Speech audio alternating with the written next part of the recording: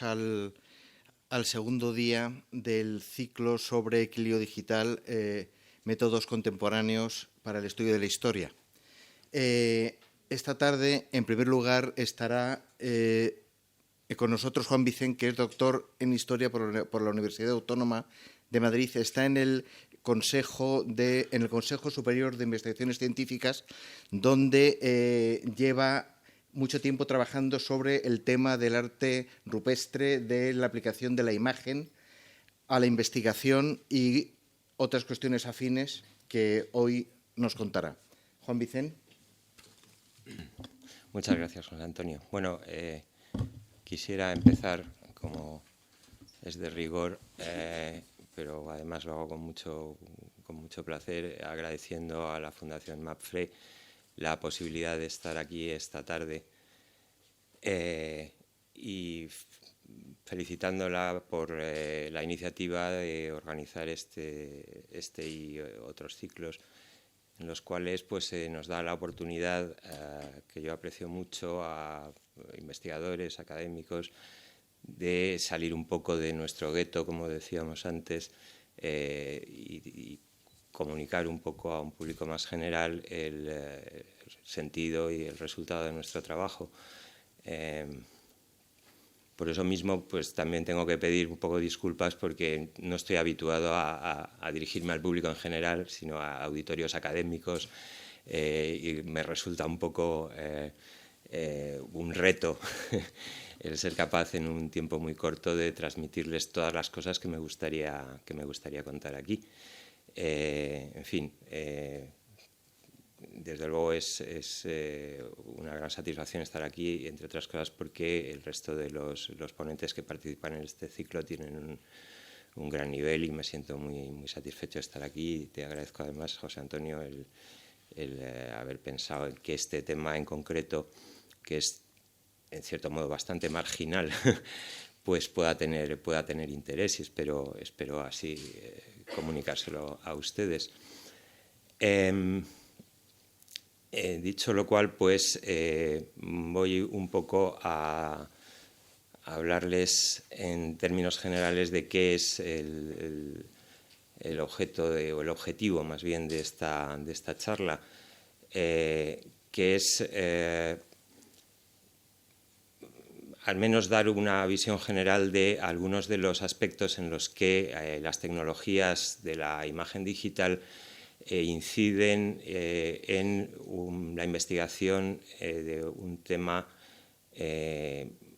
que, como vamos a ver ahora, no deja de estar presente en la cultura popular y en la imaginación de la gente, pero que no deja de ser también un tema desconocido y complejo. Así voy a... Me equivoco de botón. Voy a dar primero una idea general de cuál es la estructura de la charla, que se va a dividir en tres partes, como ven ustedes. En la primera vamos a hacer un recorrido muy rápido, quizá vertiginoso, en el tema de fondo, en el tema sustantivo, que es el arte rupestre. Nos vamos a indagar un poco en qué es lo que llamamos arte rupestre, que probablemente no es exactamente lo que todos tenemos inicialmente en la mente cuando escuchamos el término, y me gustaría transmitir en la parte de la charla en la que me voy a ocupar de estos temas generales, transmitir, aparte de mi entusiasmo personal por el arte rupestre, y me gustaría que este fuera uno de los objetivos de la charla, comunicar esto, transmitir, digo, la idea de la importancia del arte rupestre para la cultura en general y para no solo en los aspectos patrimoniales o arqueológicos o históricos, sino en tanto en cuanto el arte rupestre nos pone en contacto con algunas dimensiones específicamente esenciales de lo que es nuestra humanidad. La segunda parte tratará forzosamente sobre algunos aspectos técnicos, por eso le he llamado interludio digital. Tengo que transmitirles algunos conceptos básicos sobre el mundo de la imagen digital y de algunos aspectos tecnológicos que tienen que ver con la forma en la que la imagen digital contribuye al estudio del arte rupestre y a la comunicación de lo que el arte rupestre es. Y en la tercera parte, que he titulado de forma un tanto literaria de lo visible a lo invisible, o incluso teológica podría decirse, les voy a presentar algo que podría decirse que es una primicia, en cierto modo, porque son resultados de una investigación que está en marcha. Ha sido presentada ya en algunos foros académicos, está en vías de publicación en revistas científicas, pero es un work in progress, o sea, es algo que se está haciendo en este momento, que es el resultado del trabajo de mi grupo de investigación, y aquí forzosamente en su momento pues haré alusión a mis compañeros y al contexto de la investigación, la forma en la que tratamos de sacar el mayor partido posible a este mundo tecnológico en su aplicación concreta a los aspectos que quiero destacar sobre el arte rupestre. Y antes de empezar con la primera parte, quería comentar algo en relación con el tema general de la conferencia, es decir, la aplicación de la imagen digital en relación con el estudio del arte rupestre. Hay dos caminos, por decirlo así, o dos formas en las que las imágenes digitales tienen que ver con el arte rupestre. Una, que es aquella a la que no me voy a referir específicamente en la conferencia, porque de alguna manera es un tanto redundante con la ponencia que viene a continuación, es en la difusión del arte rupestre y en la formación de sistemas de información que permiten la comunicación de la realidad del arte rupestre tanto a los investigadores como al público en general. Ahora uno de los más potentes corrientes dentro del mundo de la investigación sobre arte rupestre es la creación de sistemas de información que a través de Internet permiten la recopilación, difusión, comparación de enormes cantidades de imágenes del arte, puesto que el arte rupestre evidentemente se vehicula o se comunica y se investiga a través de la imagen, a una escala que antes era imposible, porque solo a través de la publicación en papel, muy costosa, porque la reproducción de las imágenes pues era muy costosa, requiere el color y requiere una calidad de reproducción extraordinaria. Bien, la imagen digital ha roto esas barreras y debo decir que existen ahora iniciativas como por ejemplo la creación de los archivos mundiales de arte rupestre por parte de UNESCO, para la cual estamos trabajando especialistas de varios países, y tengo el honor de estar en el grupo de trabajo que tratará de poner a disposición del público y de los investigadores la memoria global del arte rupestre a través de Internet. Hay otras iniciativas a este respecto, entre otras pues algunas en las que hemos participado desde el Consejo Superior de Investigaciones Científicas, como la creación del primer banco de imágenes digitales sobre arte rupestre levantino, etcétera, etcétera. Quizás si hay me sobra un poco de tiempo, cosa que dudo porque les quiero contar tantas cosas que creo que no va a ser posible, pues podemos hacer una pequeña exploración a través de uno de estos bancos de imágenes.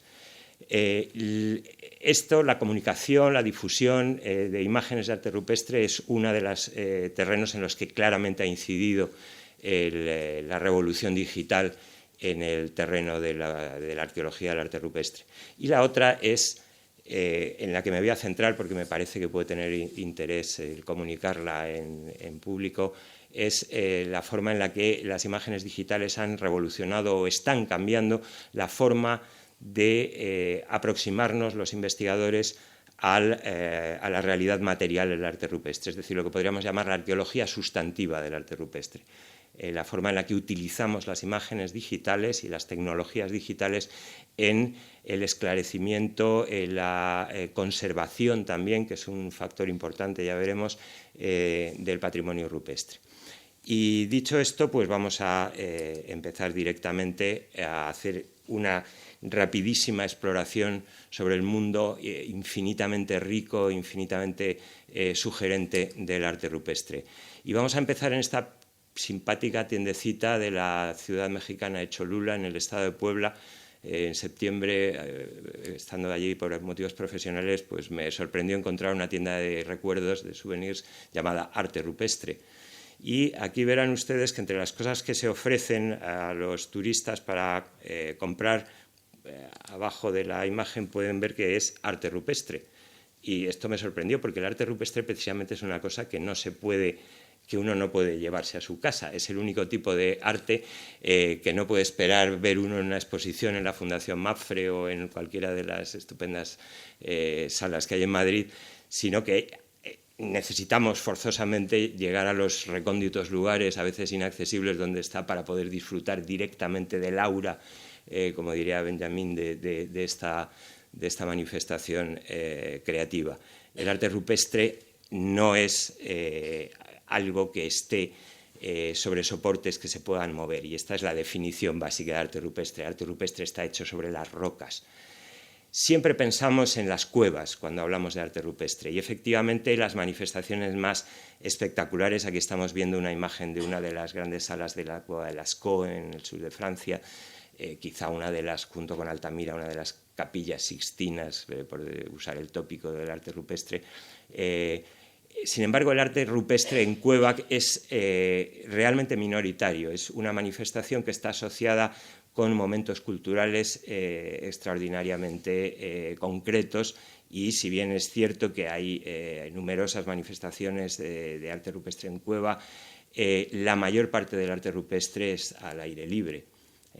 Aquí vemos en la parte superior de la imagen dos ejemplos, un grabado y una pintura procedentes del territorio central y de los territorios del norte de Australia. Abajo a la izquierda vemos una imagen tomada en el cañón de Chelly, en Arizona, en Estados Unidos, y un desfiladero a la derecha de Sudáfrica, como puede verse fácilmente por el tipo de fauna representado. El arte rupestre, ya sea en forma de grabado, ya sea en forma de pintura o de bajorrelieve, etcétera, suele estar en soportes rocosos, ya sea en cueva, como he dicho, o más frecuentemente al aire libre. ¿Por qué es importante el arte rupestre? Bueno, siempre que pensamos también en arte rupestre, cuando alguien dice la expresión arte rupestre, inmediatamente viene la imagen del techo de los polícromos de Altamira, que es quizá una de las manifestaciones más excelsas, junto con Lascaux y algunas otras cuevas franco-cantábricas, del valor artístico universal y extraordinario del arte paleolítico, en este caso. Tanto es así que las imágenes del bisonte de Altamira se han introducido claramente en la cultura popular, y aquí tenemos quizá los mayores del lugar pues recuerdan esta marca de tabaco. El arte rupestre, sin embargo, es mucho más que el arte paleolítico, que el arte que se pintó en las cavernas de la última etapa glaciar, hace entre 30.000 y 15.000 años en el norte de España, pero también en el sur hay manifestaciones como la Cueva de la Pileta, la Cueva de Gardales y en muchos otros lugares. Evidentemente, el origen del arte se sitúa en estos momentos iniciales de lo que se ha dado en llamar el comportamiento humano moderno, y de hecho es uno de los rasgos característicos. Es algo que los arqueólogos utilizamos como un rasgo diagnóstico de que aparecen los complejos de comportamientos que asociamos con la madurez, por decirlo así, del Homo sapiens sapiens. Es decir, bien es verdad que biológicamente el Homo sapiens sapiens existe desde mucho antes de que se manifiesten estos rasgos de comportamiento, pero es el arte, el origen del arte, lo que marca el punto de inflexión y la aparición del complejo de comportamientos que los paleoantropólogos llaman el comportamiento humano moderno, en un cierto sentido. Por lo tanto, es el rasgo que acompaña al nacimiento mismo de la conciencia humana tal como la conocemos ahora mismo. Pero se manifiesta a lo largo de toda la historia de la humanidad de formas muy variadas. Y esto es otro rasgo que quiero transmitirles a ustedes. Aquí tenemos, junto al realismo de estas pinturas de Lascaux, tenemos la extremada estilización de estos cérvidos grabados. No se dejen engañar por las líneas rojas que están puestas en la actualidad para que los visitantes puedan ver el grabado. Estos son grabados de Alta, en Noruega, un sitio patrimonio de la humanidad de UNESCO, y que con su estilización casi abstracta contrasta muy vivamente con el realismo del arte paleolítico que conocemos. Y llega hasta la abstracción, realismo, estilización, abstracción. Aquí tenemos unos signos punteados de la Cueva del Castillo en Santander.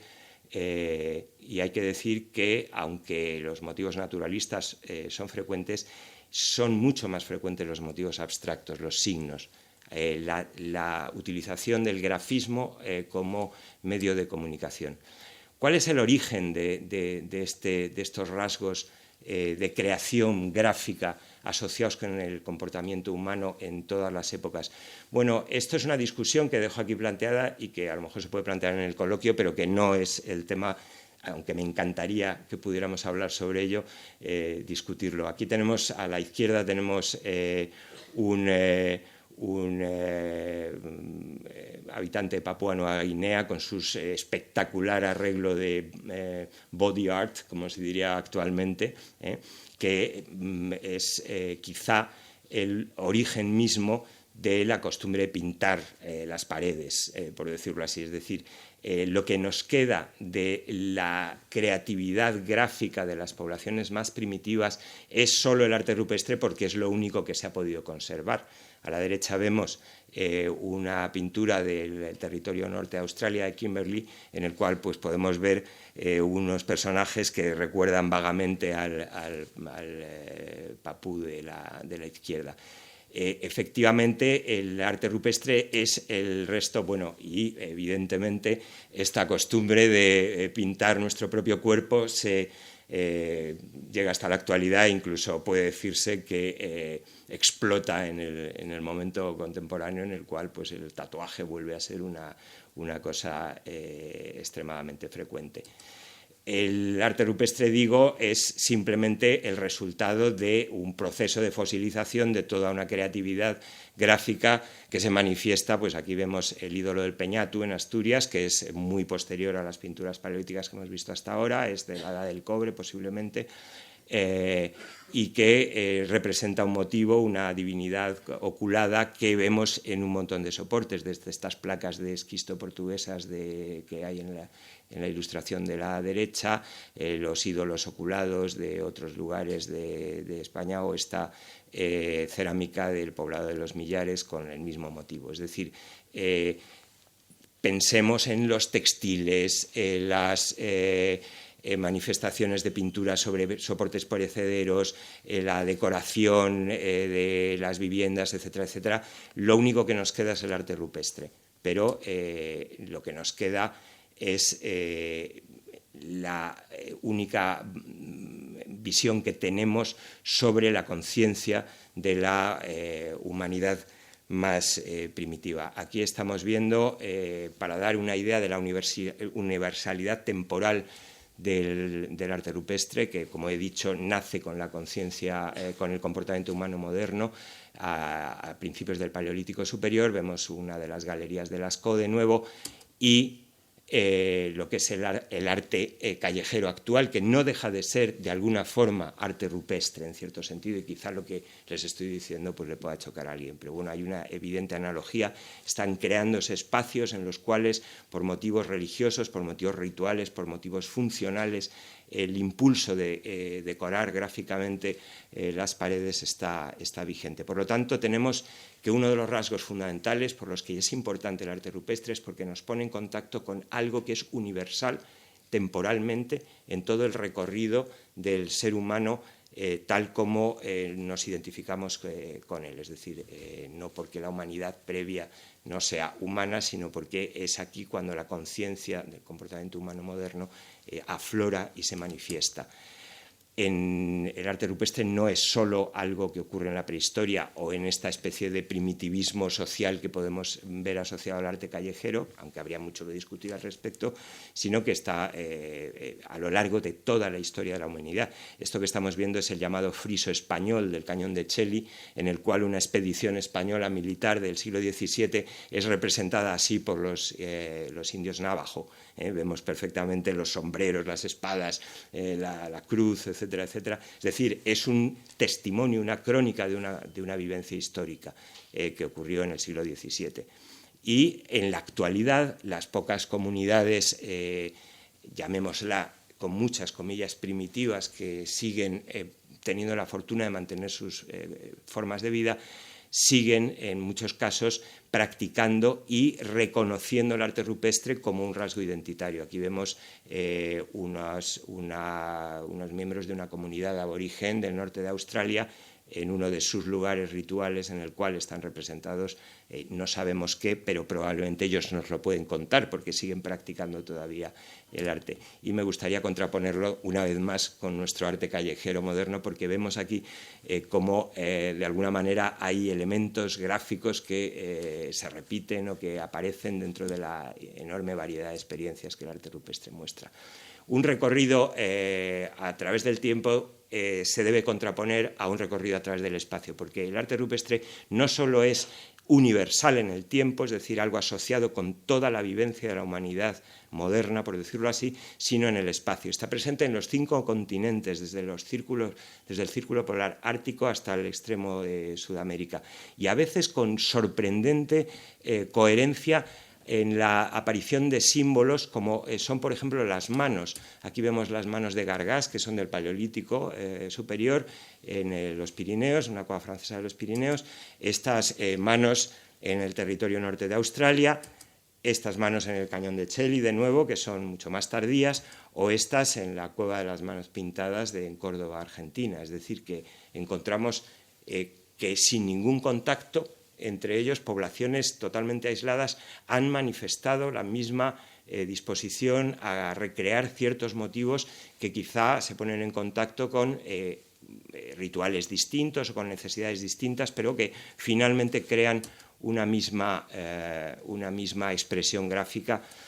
Lo mismo ocurre con la representación de la figura humana, en la cual, en estos ejemplos que les traigo, pues vemos la unidad y dialécticamente contrapuesto con esta unidad la variedad infinita de la imaginación de los seres humanos con respecto a la representación de su propio cuerpo. Vemos aquí un ejemplo de las montañas doradas de Altai, ese grabado con aspecto extraterrestre. Por supuesto ha sido ya, descrito como un extraterrestre, pero en fin, esta es otra cuestión.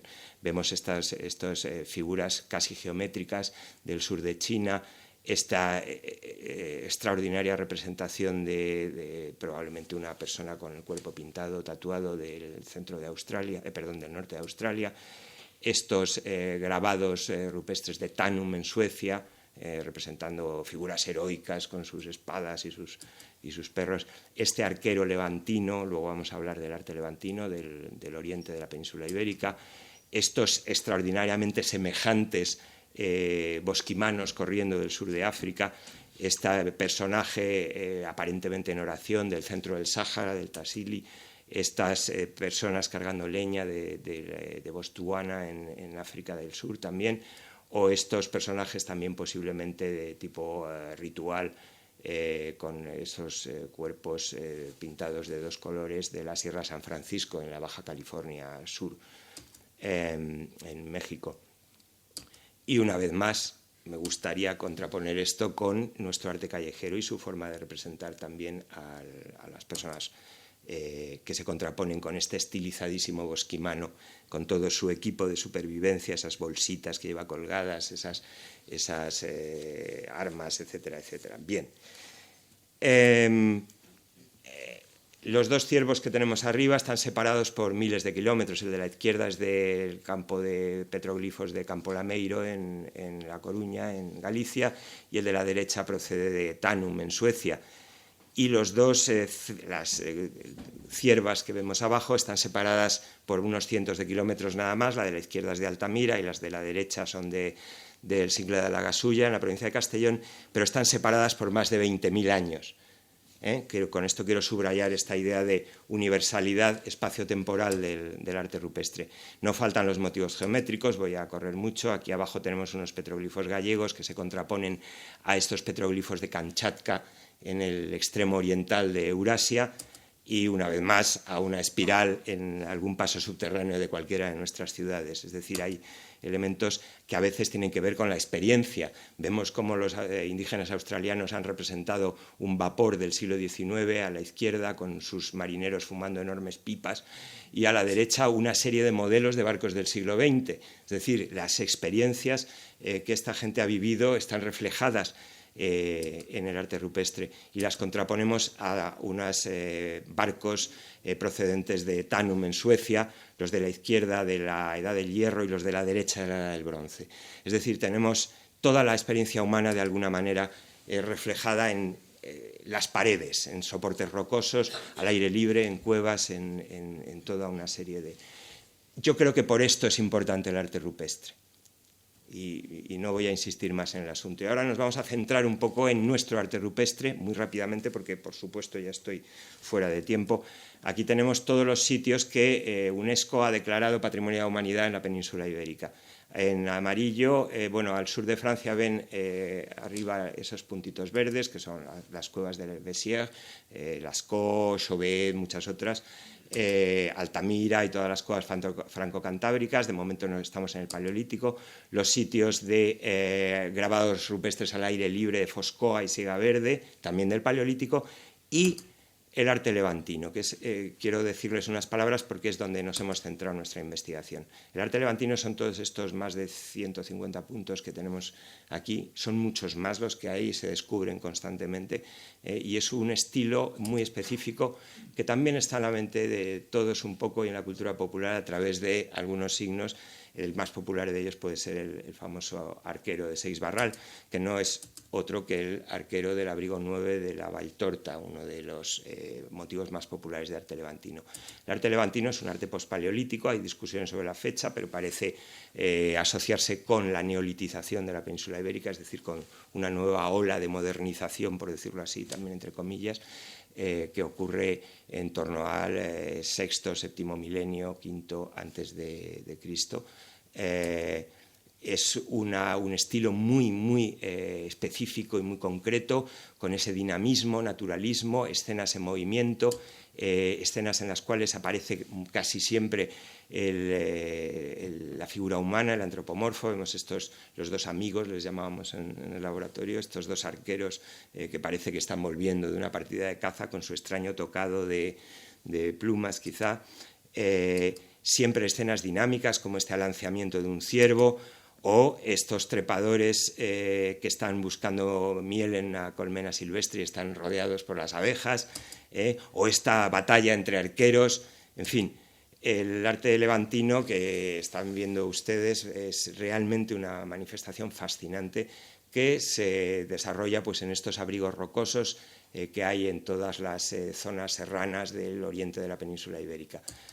Aquí vemos dos ejemplos, uno del barranco de la Valltorta en Castellón y otro de un territorio mucho más árido en Alacón, Teruel, en el río Martín, donde nos vamos a centrar quizá en el final de la conferencia, porque ese abrigo que están viendo es la cueva del Tío Garroso, en la cual hemos estado investigando. Bien, el arte rupestre levantino es un ejemplo de qué es lo que pasa con el arte rupestre. Si ustedes se fijan en este dibujo, que no es una foto, verán las partes que realmente están conservadas de la pintura, que son muy pocas. El arte rupestre levantino, aquí ven el original, podrán reconocer parte, está hecho polvo, si me permiten la expresión. Está muy mal conservado, y este es el problema con el arte rupestre. Es una manifestación universal, etcétera, etcétera, pero es una manifestación muy vulnerable de la cultura humana, está permanentemente en peligro, ¿vale?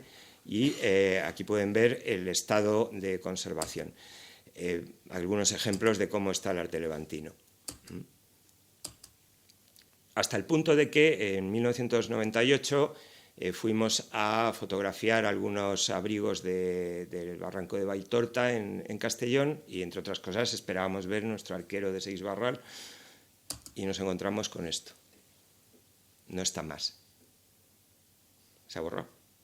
Bueno, voy a dejar esto así en el aire y ahora voy a contarles que el arte rupestre, al ser una manifestación tan vulnerable, tiene que ser documentado. El principal imperativo para el investigador es la documentación.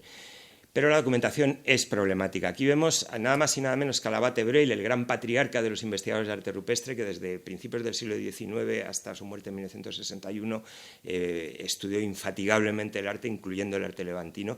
Aquí le vemos calcando con un papel vegetal y un lápiz las figuras de un abrigo en Sudáfrica en los años 40, con su inseparable cigarro. Aquí vemos a unos compañeros de la Universidad de Zaragoza en los años 90 utilizando un acetato transparente, pero el problema es que la manera de calcar las pinturas es muy agresiva. Tienes que entrar en contacto directo y presionar sobre la pintura, por muy transparente que sea el acetato que utilices. Y además es tremendamente subjetiva. Aquí tenemos una pintura del mismo abrigo en el que está el arquero que hemos visto antes. ¿Ustedes qué dirían que representa? Pues ha sido interpretado así a lo largo del tiempo, evidentemente con una gran carga de subjetividad. Vemos que a medida que nos acercamos al presente, la representación es más y más realista, pero no deja de ser subjetiva, es decir, el especialista interpreta. Bien, el modo normal es el calco, este tipo de dibujos simplificados que se hacen, como hemos visto, de una manera agresiva y subjetiva. Bien, aquí es donde entra la imagen digital. Algunos conceptos básicos. Voy a ir muy deprisa. Una imagen digital no deja de ser algo bastante diferente de una fotografía. Tenemos la luz incidente, se refleja, ven esos rayos amarillos, se refleja en el objeto y es captado por un dispositivo óptico que llamamos cámara, que está equipado con un sensor. En una cámara convencional ese sensor es una placa fotoquímica que reacciona, es fotosensible y reacciona a la luz, y directamente a través del revelado produce una imagen. Una cámara electrónica está equipada con un sensor, que es una matriz llena de elementos sensibles a la luz, que analiza la luz y mide la cantidad de energía reflejada en el objeto que se está fotografiando, y genera matrices de datos. Aquí vemos como una imagen en color, en realidad son tres imágenes superpuestas, una en rojo, otra en verde y una en azul, que son los colores básicos, como saben. Las hemos coloreado para que se distingan, pero en realidad son imágenes monócromas, de intensidad de gris. Y esas matrices de datos son procesadas por un ordenador que nos permite visualizarlas como una imagen analógica. El hecho de que su soporte sea digital no deja de indicar que la imagen la apreciamos por su contenido iconográfico, es decir, la utilizamos analógicamente, pero nos permite acceder también a esas matrices de datos, que no dejan de ser mediciones que un sensor ha hecho sobre una característica física de la superficie que estamos fotografiando, que es su capacidad de reflejar o de absorber energía electromagnética, luz. De esta manera, una imagen digital es en realidad una interpretación analógica que hace una máquina, el ordenador, de una serie de matrices numéricas que contienen medidas puntuales de la reflexión de la luz sobre una superficie, que llamamos píxeles, como ven en el extremo superior derecho de la imagen. Aquí tenemos que la imagen digital, precisamente por su capacidad de ser manipulada como si fueran datos numéricos, es muy versátil y se ha utilizado desde que apareció y se empezó a utilizar en los años 80 y más masivamente en los 90. Los investigadores de arte rupestre la han utilizado utilizando técnicas de retoque fotográfico, de Photoshop, para entendernos. Aquí vemos un arquero con el que vamos a tener mucho que ver luego. Entonces vemos cómo se puede realzar utilizando técnicas de realce, de retoque fotográfico. Bien, vemos cómo podemos realizar calcos haciendo un análisis numérico de los datos que están almacenados en la matriz numérica que está detrás, o en las matrices numéricas, en este caso 3, rojo, verde y azul, que están detrás de... Y así tenemos un calco exacto que nos permite eliminar la subjetividad y la agresividad que la elaboración de calcos con acetatos o con papel vegetal o lo que sea producía antes. Aquí vemos incluso un experimento que hicimos en los años 90 a través de la foto de 1973 de nuestro archivo de arte rupestre, manipulándola mediante técnicas de análisis numérico, en concreto la técnica de análisis de componentes principales, que no les voy a explicar porque es muy complicada. Hemos establecido que, si se fijan en la imagen de la derecha, las flechas y el arco están pintadas con un pigmento distinto que el arquero. Esto es algo que es muy interesante, ¿eh? Realmente el ojo humano no percibe de la misma manera que el análisis numérico permite las mínimas variaciones de color que pueda haber sobre una superficie. Pero nosotros queremos ir más allá. Resulta que la luz visible, que es captada por las fotografías que hemos visto hasta ahora, es una pequeñísima parte del espectro de la energía electromagnética. Aquí ven un esquema y hay elementos como el infrarrojo o el ultravioleta que pueden ser manipulables de la misma manera que la imagen en espectro visible, siempre y cuando tengamos sensores que nos lo permitan, porque cada superficie, cada objeto, tiene un comportamiento específico en la absorción y reflexión de energía electromagnética, lo que se llama su firma espectral. Aquí tenemos las firmas espectrales de 3 elementos típicos en varias regiones del espectro electromagnético, desde el visible hasta el infrarrojo medio. Si conocemos el comportamiento espectral de un objeto, podremos predecir en qué lugar será visible, en qué longitudes de onda será visible y adaptar nuestros sensores para ello. Aquí tenemos lo que hacen normalmente los satélites de observación de la Tierra. Tienen sensores equipados para ser sensibles en una serie de longitudes de onda. Aquí vemos las 7 del sensor Thematic Mapper.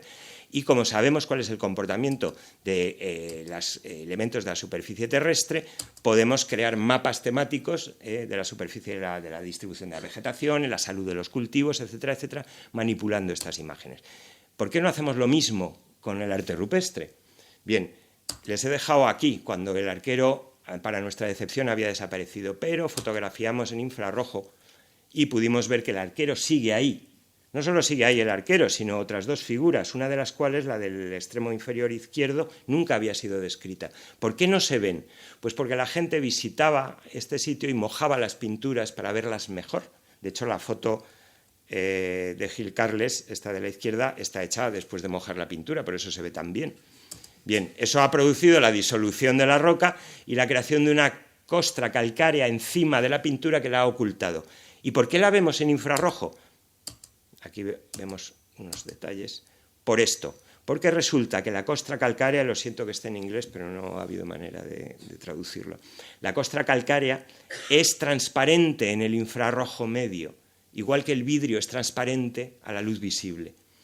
La luz visible y el infrarrojo cercano, UV-NIR, se refleja en esa costra calcárea, pero no la energía en la longitud de onda del infrarrojo medio. Bueno, esto tiene evidentemente unas posibilidades infinitas y aquí vamos a entrar muy rápidamente en el final, que es un proyecto de investigación que está en marcha y aquí tengo que citar no solo a mis compañeros, Santiago Gormeño, Marcos Palomo, Joaquín Rincón, María Sebastián y otros compañeros de mi grupo de investigación, algunos de los cuales están presentes en la sala, como Antonio Uriarte o Isabel Martínez Navarrete, sino además el proyecto del programa Ingenio 2010, cuando aquí teníamos esta cosa que se llama proyectos de investigación, que se llama Tecnologías para el Patrimonio, que ha posibilitado la financiación de esta investigación. Bueno, nos equipamos a nosotros mismos como si fuéramos un satélite, es decir, con sensores que nos permitieran, aquí vemos los espectroradiómetros y parte del equipo en la cueva del Tío Barroso, en Alacón, Teruel, tomando medidas con esa especie de lapicero que está conectado a unos espectroradiómetros que nos permiten saber cuál es la firma espectral de los elementos que están sobre la pared.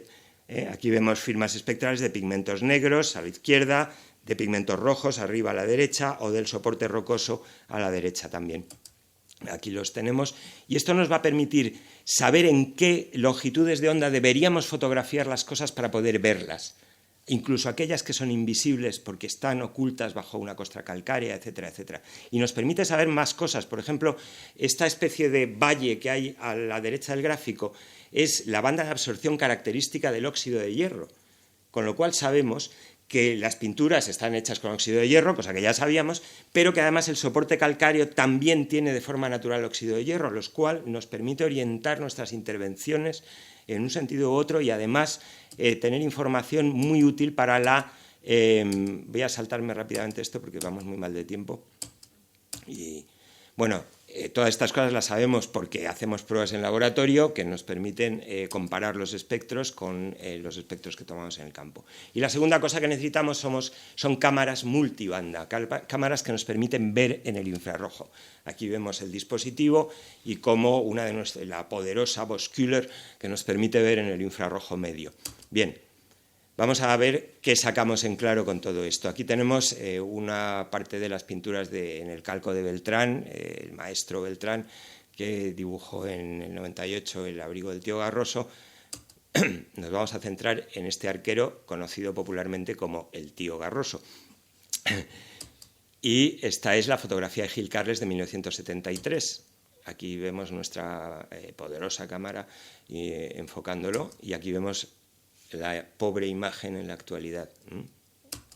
Bien, lo que hemos hecho es crear, como el satélite artificial crea muchas bandas para luego combinarlas y crear 5 bandas, en este caso rojo, verde, azul, infrarrojo medio, infrarrojo próximo. Ahí abajo tienen las longitudes de onda en las cuales operan estas bandas y podemos operar con ellas porque recuerden que la imagen digital y la imagen multiespectral también son matrices de datos numéricos con mediciones físicas para hacer determinadas cosas. Por ejemplo, aquí tenemos un método para detectar los desconchados. En el caso del tío Garroso es fácil porque los desconchados se ven a simple vista, pero la aplicación de este método a escala masiva permite orientar muy fácilmente, tener documentos precisos a los restauradores para intervenir en los lugares en los que la roca esté perdiéndose.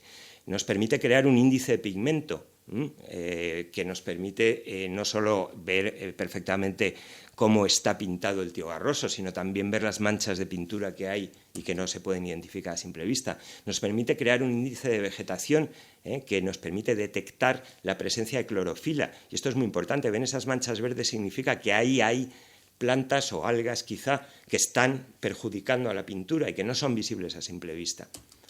Y nos permite hacer un calco perfecto, con precisión submilimétrica, directamente basado en observaciones mediante sensores físicos mucho más precisos. Pero nos permite más cosas.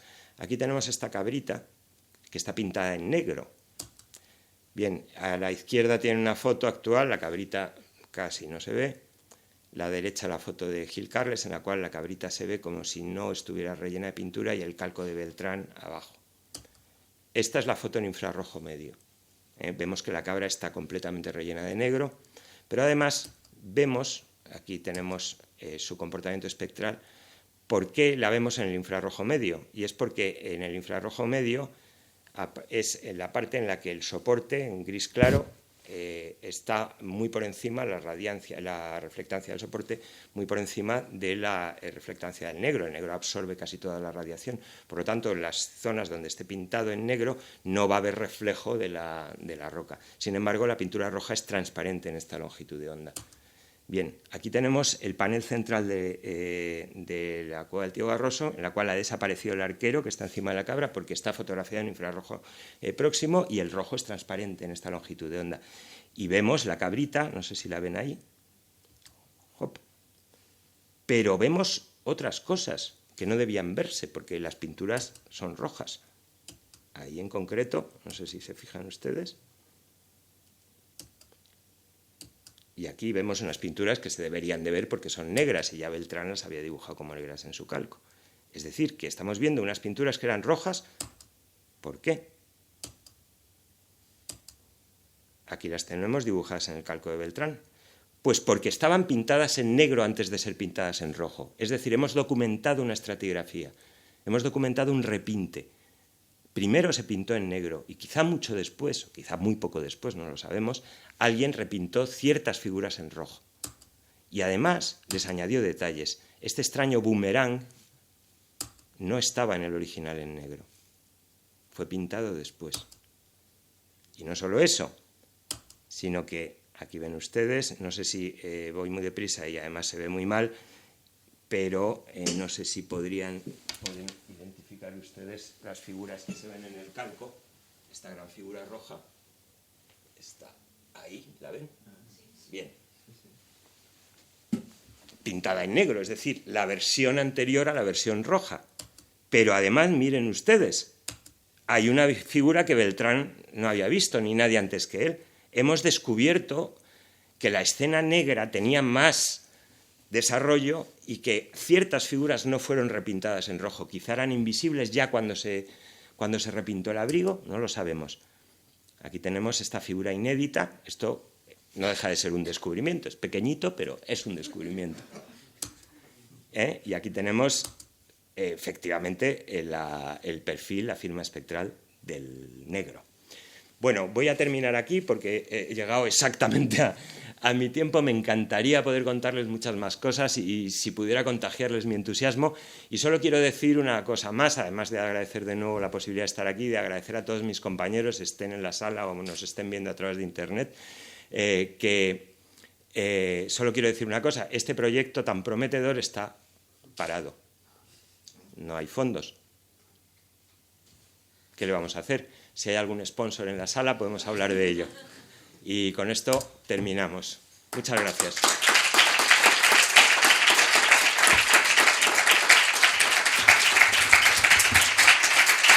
Bueno, muchas gracias, Juan Vicente.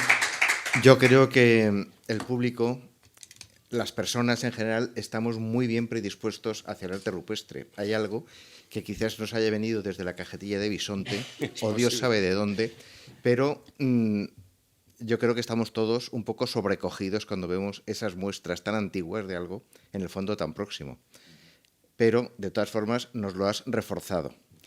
Y en fin, muchas gracias por esta aproximación a ratos relámpago y a ratos no, pero que ha sido muy buena desde el punto de vista de lo que queríamos precisamente, que es ni más ni menos que saber qué es lo que puede aportar estas tecnologías. Yo te preguntaría, en primer lugar, ¿en qué medida estáis haciendo con esto? Porque has hablado de tratamientos tipo Photoshop. Sí. ¿En qué medida no estáis haciendo un cierto bricolaje con elementos tecnológicos que existen ya aplicados a otros campos? ¿En qué medida hacéis desarrollos nuevos? Sí. El comentario que he hecho sobre Photoshop tiene que ver con que esa es la tendencia dominante entre los investigadores de arte rupestre ahora. Es decir, el realce fotográfico, etcétera, permite ver mejor las pinturas. Lo que nosotros estamos tratando de hacer es nuevo. No somos el único equipo que lo hace en el mundo. Quizá hemos ido más lejos que otros equipos, sobre todo porque hemos hecho un enfoque interdisciplinar. Si recuerdan los variedad de logotipos que aparecen en la presentación, hemos trabajado siempre con la Politécnica de Madrid, con ingenieros, con el profesor Santiago Ormeño, que es uno de los grandes expertos en teledetección. La idea es muy sencilla, es transportar al micropaisaje, que es un panel de arte rupestre, el mismo enfoque y la misma tecnología que se utiliza en la teledetección espacial para cartografiar la superficie terrestre. Como pasa muchas veces, las ideas sencillas son las más potentes. Entonces, lo que hemos tratado es de recrear esa tecnología. Y es lo que tú dices, es bricolaje. En esto, Lévi-Strauss, el gran antropólogo francés, definía el pensamiento salvaje como el pensamiento del bricolista, del bricolador. Es decir, que crear cosas nuevas combinando elementos diferentes. Bueno, esta yo creo que es la idea motriz un poco de esta investigación. Es decir, no hemos creado... Vamos a ver, desde el punto de vista tecnológico estas cosas son triviales, en cierto modo. Lo que no es trivial es aplicarlas en un campo en el que nunca se habían aplicado. Tampoco es cierto que nunca se habían aplicado. La fotografía infrarroja se lleva usando muchísimos años en el arte para, igual que rayos X, etcétera, etcétera, pues para fotografiar los pentimenti de los pintores, etcétera, etcétera, etcétera. Pero el tratar las imágenes digitales como matrices de datos físicos sobre magnitudes físicas, que son concretamente la reflectancia, la reflectividad, etcétera, las capacidades de los cuerpos para absorber y reflejar energía electromagnética, bueno, no se han explotado. Se han explotado básicamente la manipulación de las imágenes en tanto en cuanto imágenes analógicas, es decir, para reforzar la visibilidad de los motivos. Para esto lo hacen muchos compañeros y lo hacen muy bien utilizando software de retoque fotográfico. Pero el cálculo numérico aplicado a las magnitudes físicas que están detrás de la imagen analógica es algo que es nuevo. Que es nuevo en este campo. Evidentemente se lleva haciendo desde los años, bueno, desde mucho antes, pero desde los años 70 que se lanzaron los primeros satélites de observación de la Tierra, y de hecho nosotros tomamos esta idea porque nuestro laboratorio, que se llama de Arqueología del Paisaje y Teledetección, trabajaba con imágenes de satélite para realizar cartografías de la superficie terrestre. En un momento dado, cuando descubrimos por casualidad al arquero de Valtorta encerrado detrás de su costra calcárea, pues dijimos, esto podría ser interesante. Entonces teníamos ya la tecnología y lo que hicimos es aplicarlo. El problema es que los sensores son muy caros, por eso sigo haciendo llamadas a los posibles mecenas, porque ya estamos intentando dar el salto siguiente, que es de la multiespectralidad a la hiperespectralidad, que es, digamos, la última onda de sensores orbitales. Son sensores hiperespectrales, no tienen 7 bandas, sino que tienen 170. Bandas muy pequeñas, muy estrechas, que permiten detectar propiedades muy concretas. Con esto podríamos pues mejorar muchísimo el rendimiento de estos métodos. Y sí, esto es una especie de bricolaje científico, qué duda cabe. Quería dar la oportunidad si hay alguien en la sala que quiere hacer alguna pregunta sobre el tema.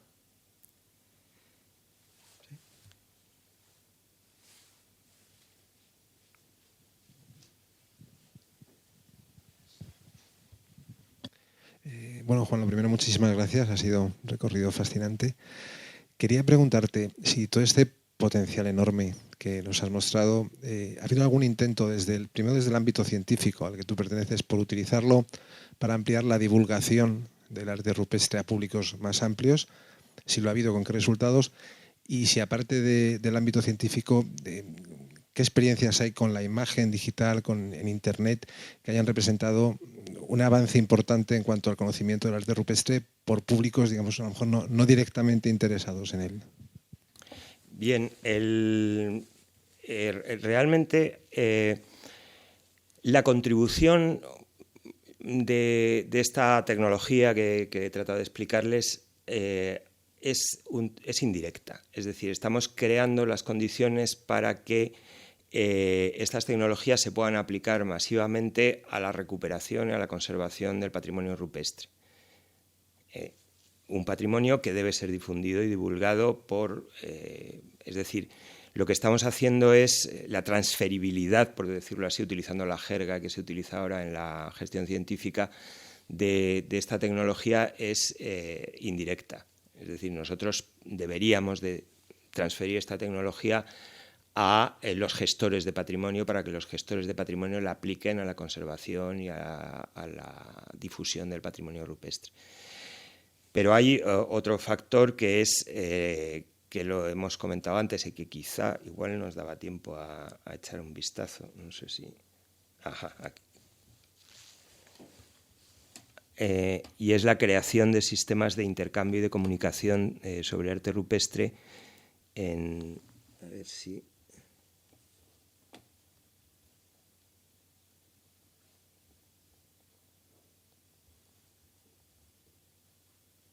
No sé dónde...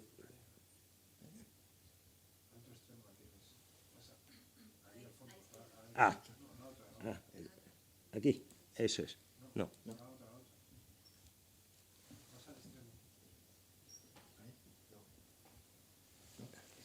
Sí, lo acabo de ver. Bueno, ¿qué es lo que comentaba antes lo que comentaba antes de los sistemas de información? Efectivamente, la posibilidad de crear... vaya por Dios, desea guardar...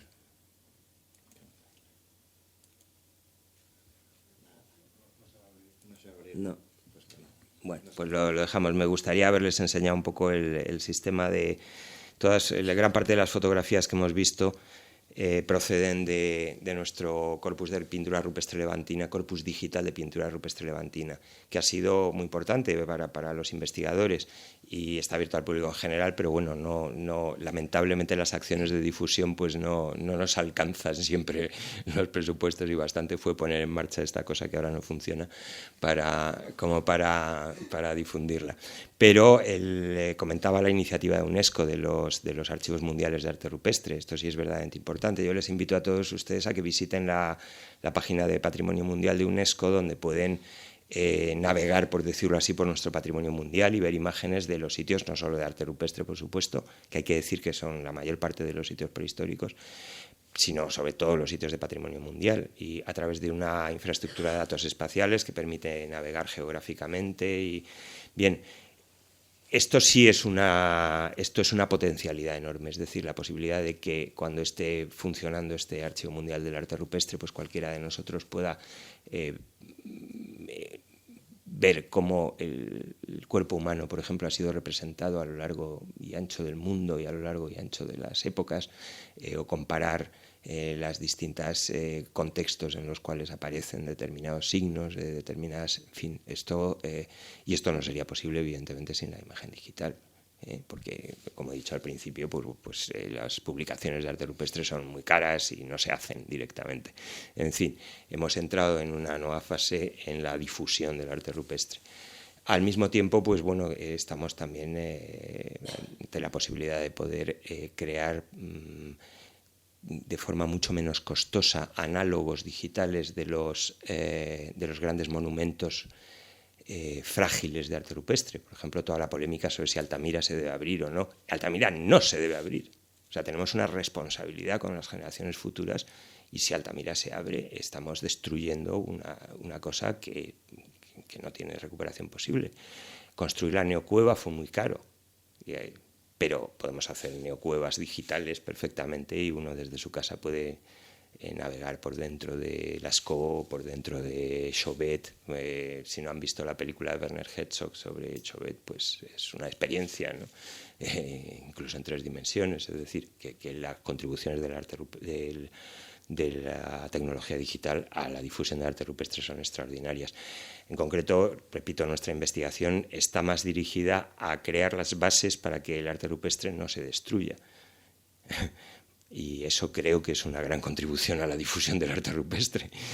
Entre otras cosas porque, por ejemplo, ahora mismo con la presión turística, el turismo cultural pues empieza a tener objetivos en el arte rupestre, que además tienen una gran fuerza identitaria. Es decir, muchos escudos de pueblos de España tienen un arquero levantino.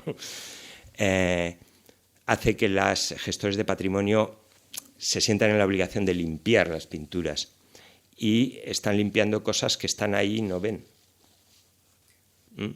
Entonces, es muy urgente que continuemos con esta investigación en este sentido, porque cada minuto que pasa sin que esta tecnología se ponga a punto para poder aplicarse masivamente, todavía no es el caso, pues estamos contribuyendo a la destrucción, a veces bien intencionada, de patrimonio rupestre. Querría poner aquí una nota al pie en el aspecto de cómo la reproducción digital está evitando la manipulación directa del original. Hay una tendencia reciente que, en fin, conocéis bien, que es la impresión 3D, sí, que hace que uno pueda tener, si tiene una impresora 3D, una Venus de Willendorf hecha en tu casa, y como quien dice eso, dice otras muchas cosas.